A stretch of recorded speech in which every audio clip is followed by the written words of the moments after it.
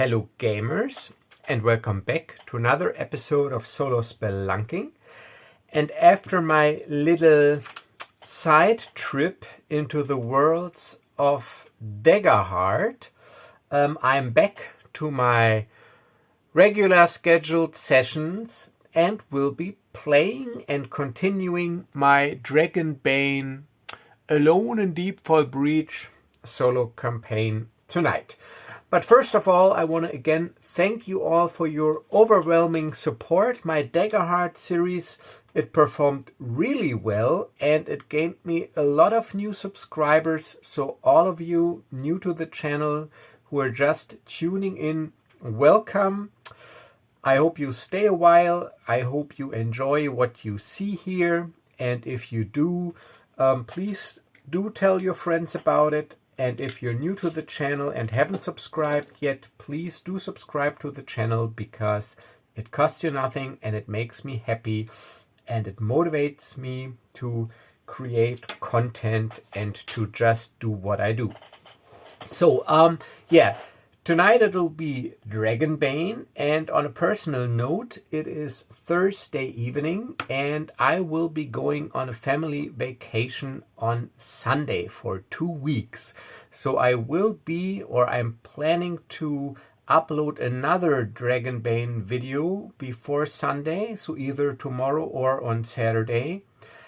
And then I cannot guarantee that I will upload regularly while I'm on vacation. However, I do take my recording equipment with me, so stay tuned. Maybe there will be some sort of minimalistic setup, vacation edition gameplay, I don't know. But so that you know, if I'm going dark for 2 weeks, that is because I am on a well-deserved and well-earned vacation because it is the Easter holidays coming up here in Germany. All right, so we are in Deepfall Breach. This is Naris, my human thief, my character. And I am in Deepfall Breach.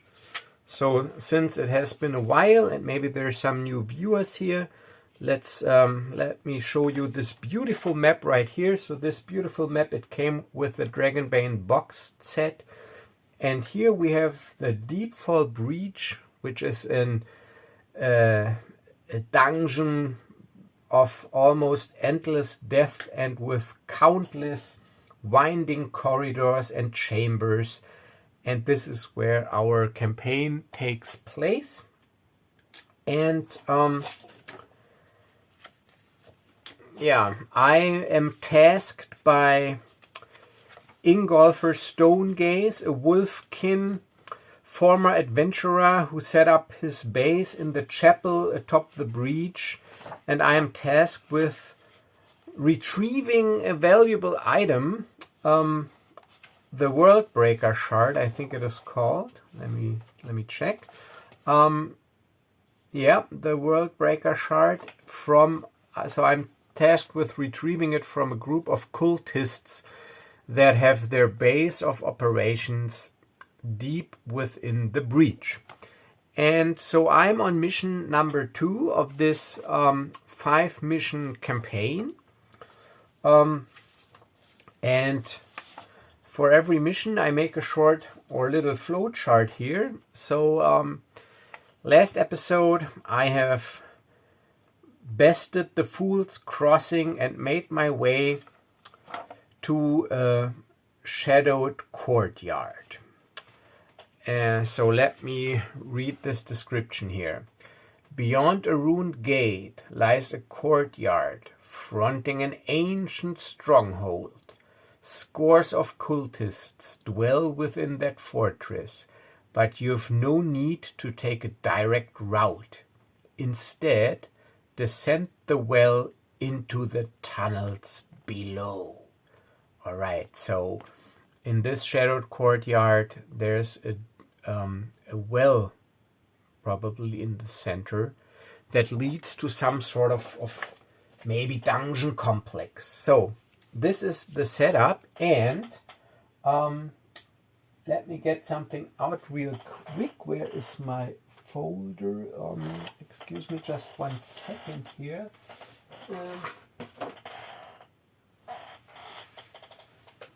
Damn, where is it? I'll be right back. Here. Yeah, should have prepared better, but this is all unedited, authentic, raw gameplay footage right off the or out of the gaming den. So here I have a little folder with basically battle maps that I made from dungeon tiles. So I already showed you that. So I printed them out, so the dungeon tiles, and cut them out so that I had sheets of paper, and then I photocopied them and put them into these clear sheets. So this is my dungeon chamber folder and wilderness, dungeon passages, just in case you need some encounter maps. This is from the D&D miniature game where I just put 2 tiles together to create a map, but this is not what I'm looking for. Actually, I am looking for this picture right here, because like I did in my Star Wars session, I actually like the idea of using pictures as play surfaces or battle mats, if you will. And this is also AI generated using a text-to-speech prompt. So this will be the shadowy courtyard, and in the middle here you can see the well, and let's see what dangers await before I can make my way into this well. All right, so this is what we will do tonight.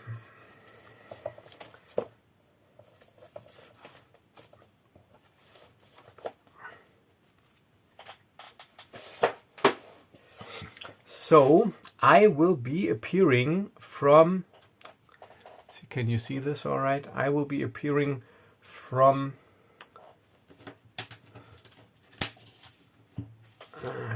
over here, from this shadowy area. So this is where I approach. So yeah, I'm hidden here in the shadows. My goal is to get to this well through this sadly somewhat illuminated area. And yeah, there might be some cultist patrols that I have to overcome. And while we're at it, I also need to check my trusted journal what the threat level is. So if you remember, every mission has a threat die that starts at 1, and if it reaches 6, something bad happens, and the threat for this mission is at the moment at 2. So, and I keep taking this threat die to roll, so I gotta see that I leave it here on the table.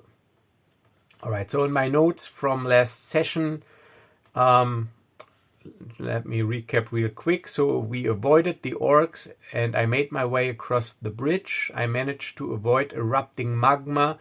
I managed to cross a half-collapsed bridge. So this is where I had to make some checks. And I evaded arcane warding runes and also arguing cultists. And now I'm about to enter the courtyard. And the threat is at 2. And this will be waypoint 4 of this mission. All right, so I approach. And let's see if there are some cultist sentries here. And I think it is somewhat likely. So I'm using the Dragonbane Oracle, but I'm tilting the scales towards yes. So the question is, are there cultist sentries here patrolling or guarding the courtyard? 2 and 4. So a 4 is a yes. 4, 5, 6 is a yes. So that is a yes. Not an extreme yes, but a yes. So a yes means there are 2 cultists. An extreme yes would be like 3 or 4 cultists, and they are tasked with patrolling this and protecting this courtyard. So let me get out some pawns.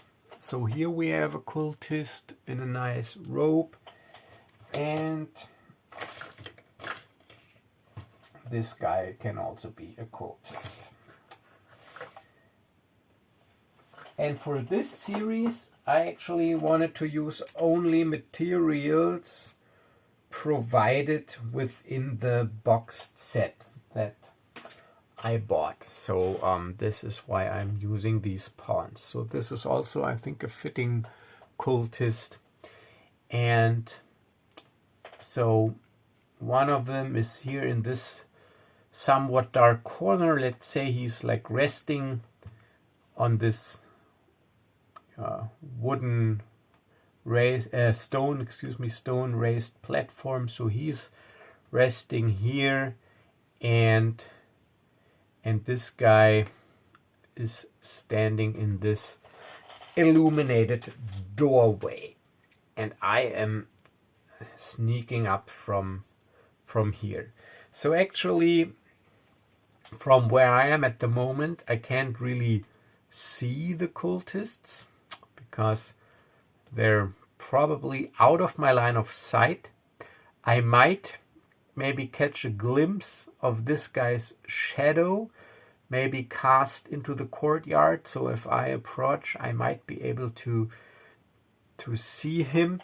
So I'm going to sneak somewhat closer, and yeah, but I will keep against this wall, and I press myself firmly against the wall, and from here I try to catch a sneak peek over my shoulder into the courtyard.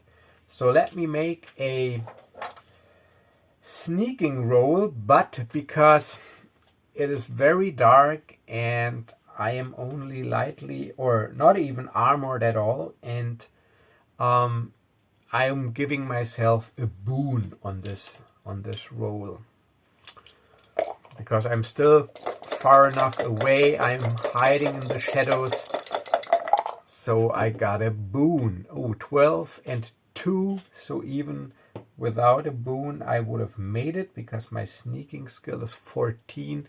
So unnoticed, I managed to sneak up into this doorway or to this archway, and I throw a quick look or a quick glimpse. I catch a quick glimpse from this courtyard here, and I can see this, what probably was once a well, this opening here in the center of the courtyard,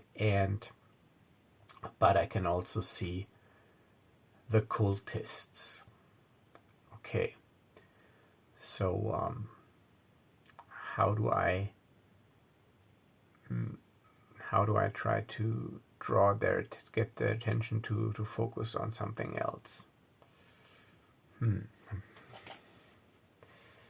Okay, so obviously I can't cross here. So what I will do, I will sneak a little backwards, cross over here, press myself against this wall, try to stay out of this light here to cross this doorway, and then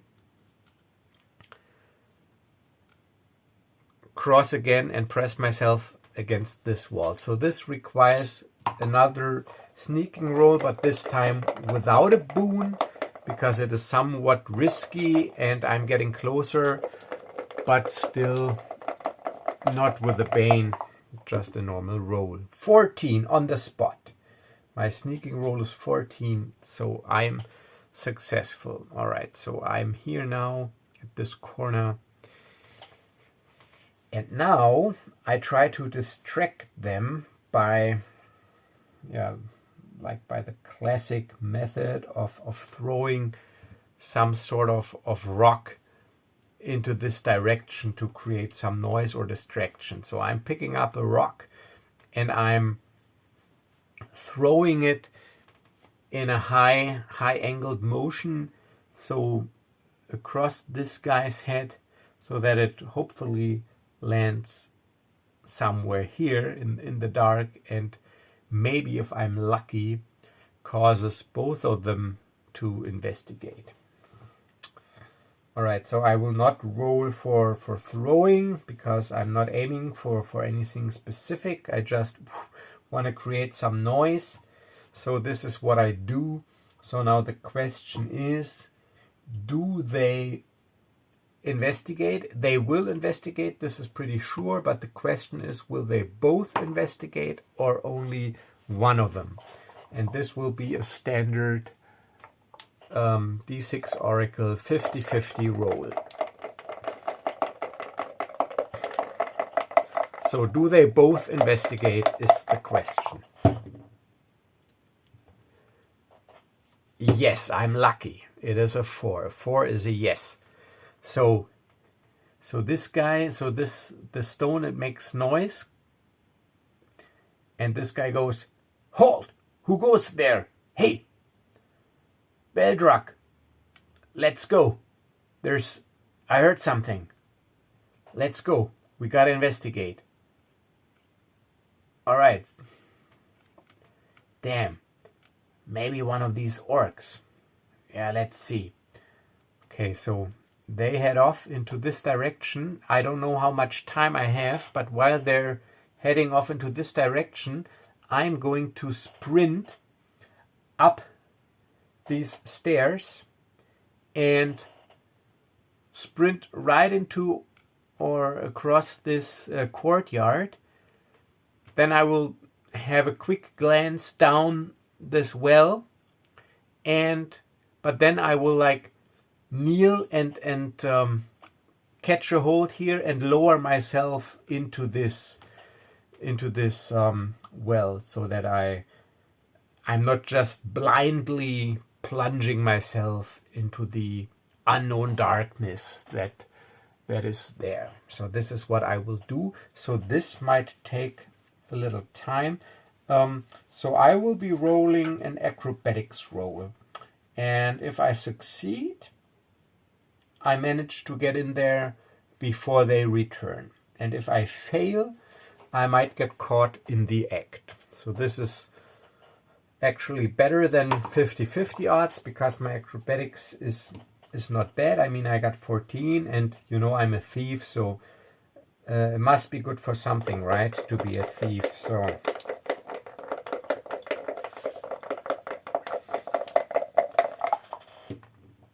ugh, you gotta be kidding me.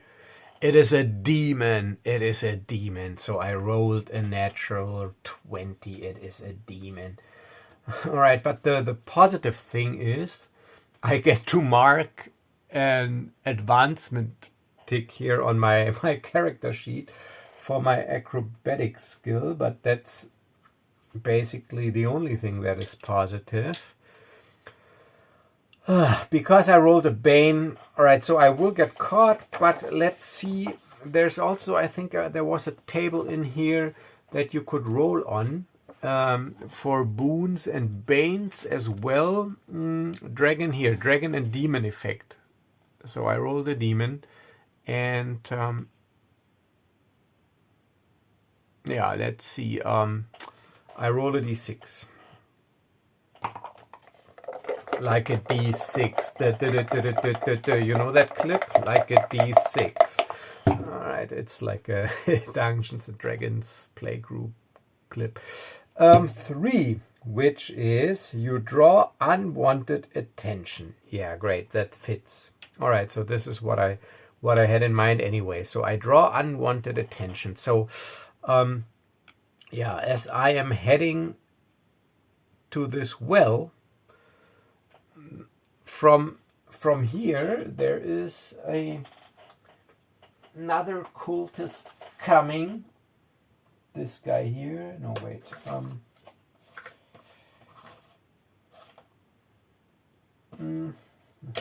Yeah, this guy is a fitting cultist.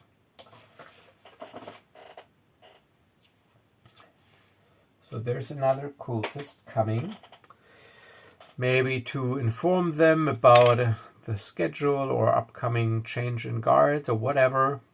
Doesn't matter. But so this guy is arriving here, this cultist. So he comes from out of the dark here and enters the courtyard while they're still here. And he sees me as I just crouch and I'm about to, or I want to lower myself into this well. And he goes, "Stop! Who are you? Intruders!" he shouts.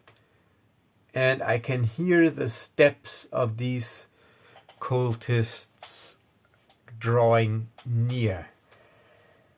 Ugh, damn. So what to do?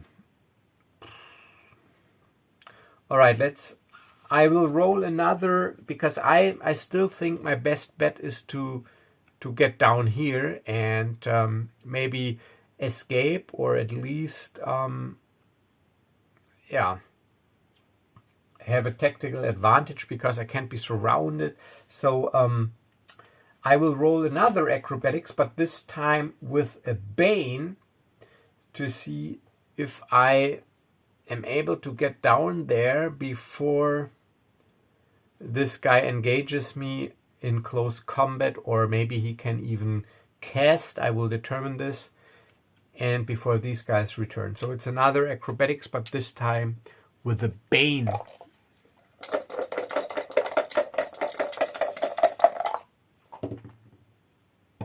But lucky me, 9 and 7. So yeah, this guy, he comes running up and they come running through this doorway into the courtyard as I lower myself so I can't take as much care as I wanted to. So I basically, I'll jump down.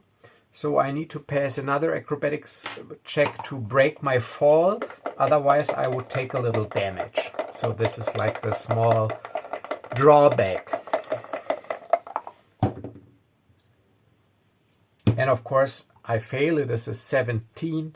So I will take 1d2 points of damage. I mean, this might not sound like a lot, but in Dragonbane you don't have a lot of hit points. So actually my hit point count at the moment is 7. So, and I am losing a d2.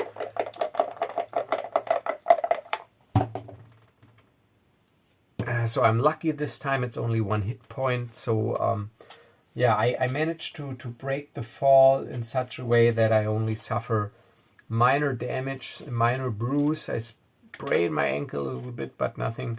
And then I'll head into the darkness. And so they peer into the well, and now the question is, do they pursue? And all right, now I have to determine, so it'll be a 2-step determination. First, I determine with the standard 50-50 odds roll if the cultists assume that there are some demonic dangers lurking down there. And if they assume that, I will still ask if they pursue, but with the scale tilted to no. And if they don't pursue that, they will, or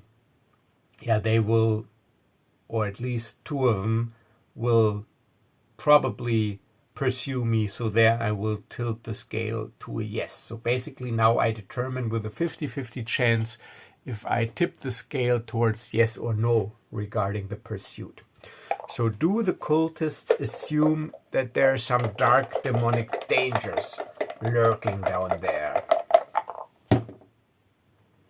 So it's standard 4, 5, 6 is yes. Oh, extreme yes. All right. So extreme yes means I will not roll. They will not pursue me because they assume that there's a dark and vile and demonic danger lurking down in this well, or maybe in the passage complex underneath.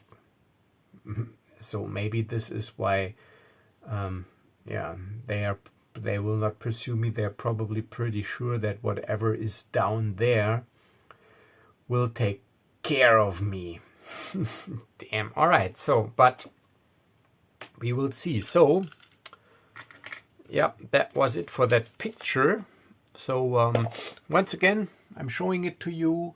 And for those of you wondering, this was generated with lexica.art, I think, or is it lexica.ai? It is browser based, and you get a couple of free generations per week before you have to subscribe to a paid plan.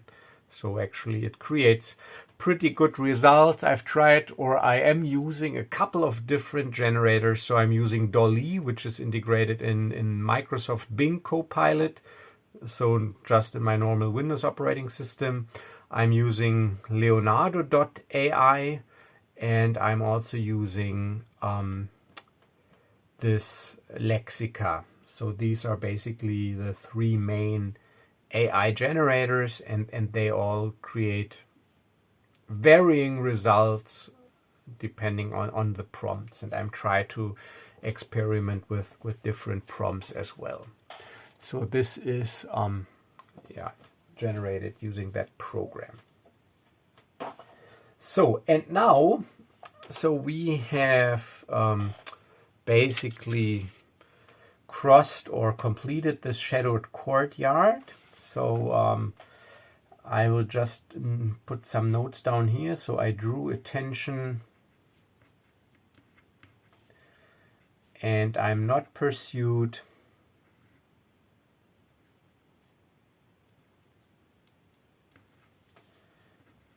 Because of demonic powers. Assumed to be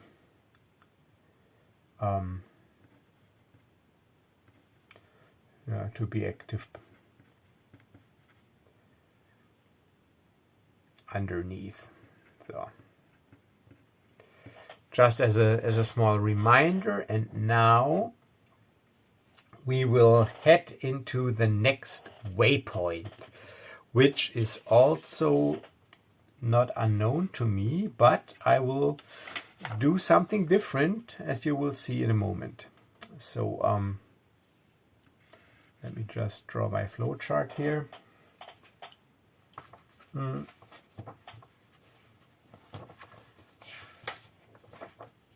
So this will be the red ways. These stifling tunnels afford little room for mistakes. Heed not the voice calling ye to refuge, for it speaks only lies. Follow the silent darkness, and into the cult's black heart you will emerge. And I will then emerge into the last waypoint. So basically the red ways, this for me sounds like some sort of small dungeon crawl. So I put down here red ways. So what I will do now, I will now I will use basically like an external supplement. You will see in a minute. Just let me get another piece of paper.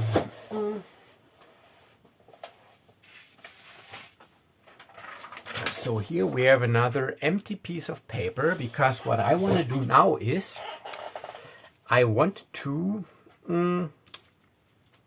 basically combine this with the dungeon delving mechanics that I outlined in my fantasy solo role-playing framework, but tailored a little to Dragonbane. So I got this as a PDF. I haven't printed it out. And so here we have a very simple dungeon generation mechanic that I think fits and that I want to try out here to basically do this very little delve. So it'll only be like 5 rooms, so I will not determine the number of rooms per dungeon level randomly. It'll be just 5, so I'm assuming I rolled a 1, and it will also be only 1 level. And so I will generate this dungeon on the fly using these guidelines here. And I will see how this goes. And I made a little, so I'm also not using the room list in here because I made a little custom tailored table. Here it says Dragonbane Cultist Dungeon Rooms. So these are, or this is a table with a specific theme of a cultist underground dungeon, basically. So I will just see how this goes, and you will also. All right, so it is five rooms, and I start in the first room. So the first thing we will need to do, it is totally dark. So let's assume, or let's just say that there was a hallway that I sprinted down, and then I hid for a while to see if the cultists, if they were pursuing me, and they didn't. So, and now I feel comfortable enough, because it is also pretty dark, to light a torch. And yeah, now it's getting interesting, because in my framework it states that exploring a dungeon room and crossing a corridor and exploring includes looking for traps, maybe for hidden treasure. So it's a thorough exploration, would take half an hour, and a dungeon lasts a torch lasts 1 hour. So I could explore 2 rooms. I only have 1 torch, but like I said, this is a flexible framework. It is not meant as a restrictive resource. Because of the theme and the time pressure I have, I might not take like half an hour, because this is maybe not a dungeon exploration I'm doing to get treasure and wealth. I just want to somehow get through here. So let's say I will need like 15 minutes per room. So it'll the torch, it'll last 4 rooms, and by then I hopefully have found another or a different light source. So this is how I will handle this. And because like I said, 4 rooms, I will just use a D4 to mark the room. So this is room number 1. So, and I'm first determining what kind of room this is. This is the thread here, using a D20 on my rooms table, and then I will go by this framework here and see if there are traps and enemies and whatnot. It is 20. Ooh, this fits nicely with what I rolled, that the cultists that they don't want to pursue me. So it is the Chamber of the Eldritch. Strange symbols cover every surface, pulsing with otherworldly energy, hinting at the presence of eldritch horrors beyond comprehension. Ooh, okay, so this is really scary and eerie. So, yeah. So I light my torch, and I am about to enter this chamber. Chamber of the Eldritch. All right, so let's put this down here. Number 20. Chamber of the Eldritch.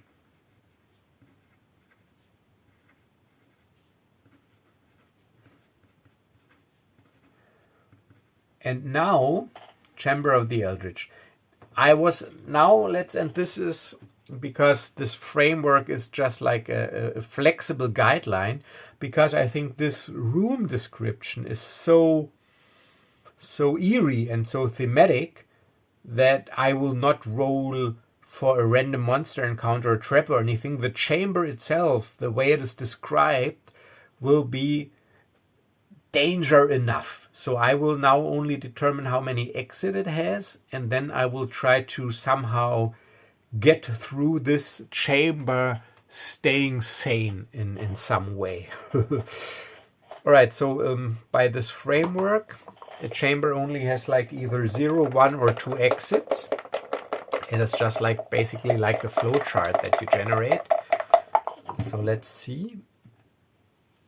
So 1, 2 would actually be 0 exits. So I will assume that it only has 1 exit because this is the first chamber. And there has to be an exit. In the framework it states then that is a secret door that the characters that they have to find. But if I miss this roll, I would couldn't get any further. So this will be a dead end. So I will just assume there's only 1 entrance. So my torchlight illuminates this eldritch chamber, and I see these strange symbols, and they're pulsating in some sort of purplish light, and I feel strange. I can feel the a tingling sensation. The hairs on my skin, they stand up, and I can hear strange voices whispering in my head. Come. And I'm like, damn. So I just lit my torch. What in the world? Stonegaze, you gotta be kidding me. You can't be serious. Alright, so what do I do? Alright, and I can, as my gaze wanders and maybe lingers on one of these pulsating symbols, I have like a flashback in my mind before my eyes of some weird vision that I can't really comprehend, and it affects me in a way that I can't really understand. But then as soon as I turn my gaze away, it stops, but it affected me in a lasting way. So I have to basically keep my gaze down and try to cross this chamber. But I'm always tempted by these eldritch powers to look at these runes, which will then plague me with maddening visions. So what I will do,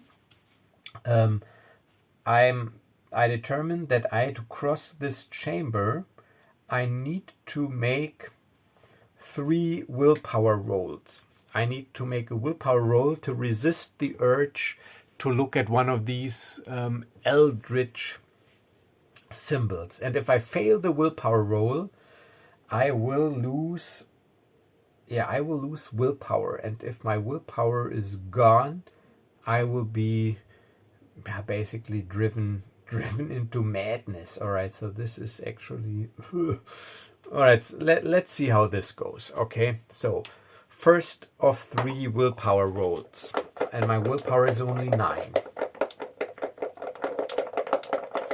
but I might be able to push the roll. First willpower roll.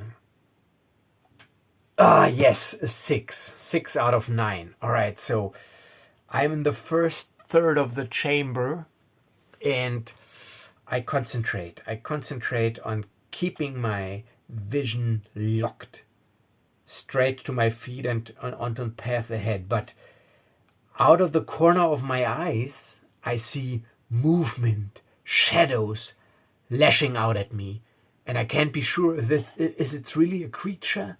Do I need to defend, or is it an illusion? but it is probably just a wicked illusion to make me lower my guard. So I'm steadfast and I keep my gaze down, and I am in the middle of the room and I need to make another willpower check.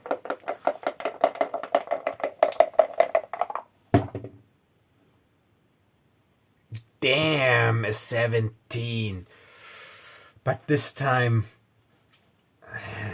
the temptation, I can't resist this temptation, and I look at a shadow that approaches, but instead of a shadow, it is a vision of a maddening eldritch horror beyond comprehension.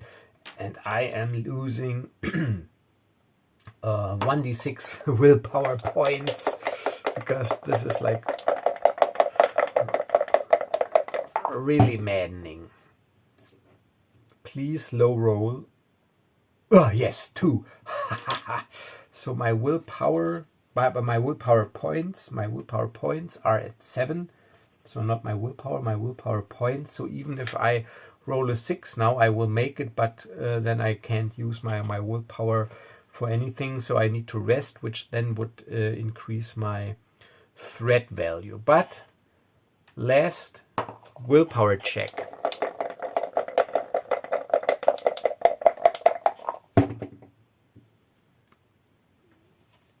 11. But I'm not going to push the roll because that was the last check and I'm still pretty good on willpower. And so I don't want to get a condition, because I already, if my character sheet is not mistaken, I already do have 2 conditions. I'm disheartened and sickly, and that reminds me I should really do a stretch rest. I haven't done one yet during this shift, to at least erase 1 condition and regain 1d6 willpower and hit points. All right, so but I failed. I don't want to push the roll, so I am losing 1d6 points of willpower. 6, of course. So now, as I have crossed this dangerous chamber, my resolve is almost gone. So this eldritch horrors, they again tempted me to turn my gaze, and I'm tormented again with some weird, incomprehensive vision that I can't get out of my head, and I can't really determine anymore what is real and what is fake. And but then I have crossed this room and head into room number 2 of the 5 rooms that I need to cross this.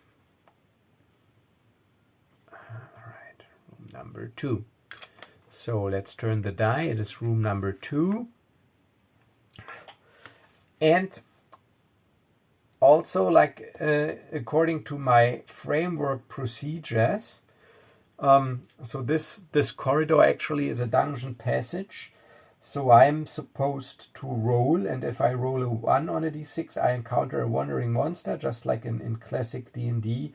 And on a 2 or 3, there's a trap in the corridor. So this is basically like an overloaded die, where one die can have multiple results. But like I said, this is a framework, and the focus here is not on this dungeon exploration. This is just like a subsystem within this mission. So I will not do this. I will just go from room to room and see what the next room is and how many exits it has. And then if it's like a not such a creepy room, I will roll for monster encounters or anything. And if there's nothing there, I take a much needed rest. So, but first, room number 14. Oh, okay. So this is actually pretty nice. Number 14 is the Chamber of the Forgotten. An eerie silence fills this room, where forgotten relics lie covered in dust. Okay, so this is number 14, Chamber of the Forgotten.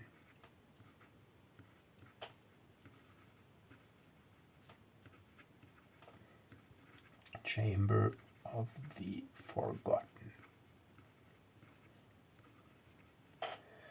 Alright, so here it makes sense to roll a d6 if I encounter something, and if I do encounter something by the nature of this chamber, first let's see how many exits. I will say that this is some sort of vermin creature that inhabits this room.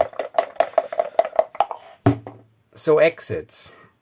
1, 2 would be 0 exits again, so that does not make any sense in this case. So it'll be again only 1 exit. Yeah.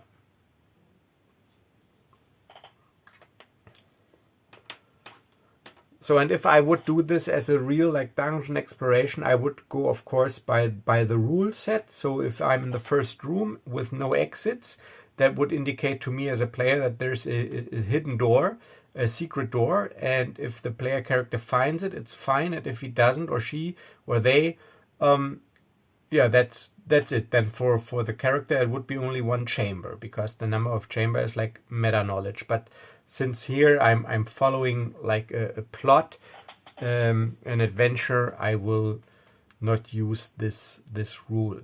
Okay, so Chamber of the Forgotten with 1 exit. So yeah, it is completely silent in this chamber. I'm not sure if this is supernatural or just the normal silence. And now let's see if I might encounter something there. So this is room number 2. So 1, 2, 3 would be some sort of encounter. And on a 6, hidden treasure protected by a trap. So again, the overloaded die. Oh, it's a 5. So no monster encounter, but also no treasure. But this is Dragonbane, and I can always search a room for treasure, but then I'll have to increase the threat. But also, like I said, I wanted to take a rest, or I need to take a rest. I don't want to, I need to take a rest. So I think I will use this room as a welcome breather and take a rest. And it'll be a stretch rest, which is like around 15 minutes. And I already looked it up, but I will look it up again.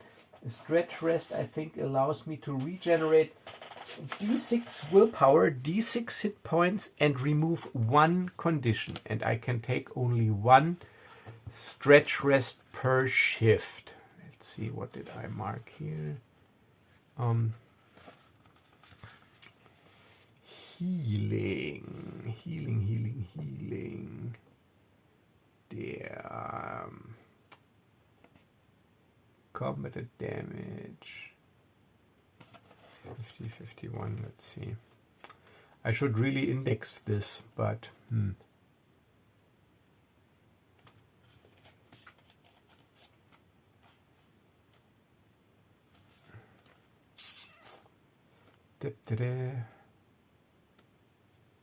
Here, healing and resting, 52. A stretch rest, 1 stretch, D6 HP or 2d6. Okay. And if someone else is tending, but I think by the solo rules, I can tend to my own wounds. So I might be lucky and regenerate 2d6 hit points. And yeah, d6 willpower and heal a condition of my choice. Okay, so I will do that. So let's check if I can tend to my own wounds. I think I can. So this will be here the heroic abilities.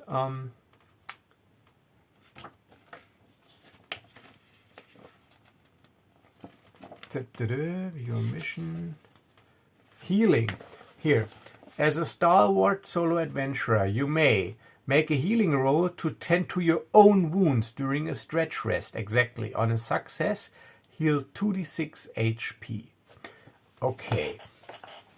So I will make a stretch rest, and I made this character lock here, so I will just cross off stretch rest. And now I will make a healing roll, and my healing skill is 7, so not that great, but still. Oh, you gotta be kidding me. It's a demon again, god damn it, but I will not roll on the demon table now because I'm just resting. So, and so no healing, so now 1d6 HP.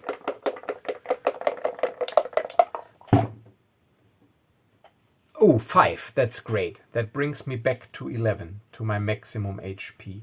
And now I regain 1d6 points of willpower.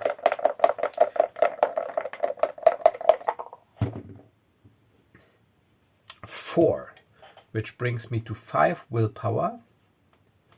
And I will increase threat to 3 because of the stretch rest.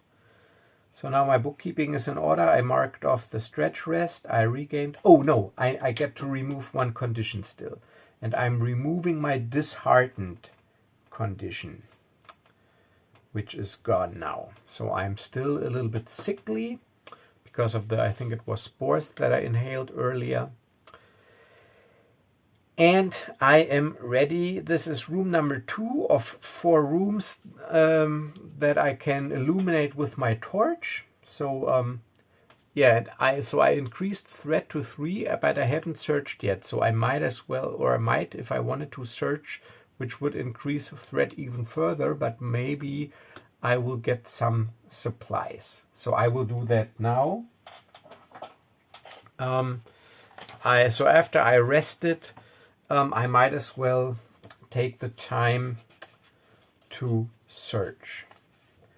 And this is not scavenge. This is the search table. And yeah, this is like I set the spot hidden, and I made my own house rule. So if I fail the spot hidden, I can just roll on the search table, and if I succeed, I can roll twice and take the better result. So give me a little break here. All right, so spot hidden, I also only have 7. Yes, a 4. So I can roll 2d10 and take the better result. But I will also increase threat to 4. 2d10, better result.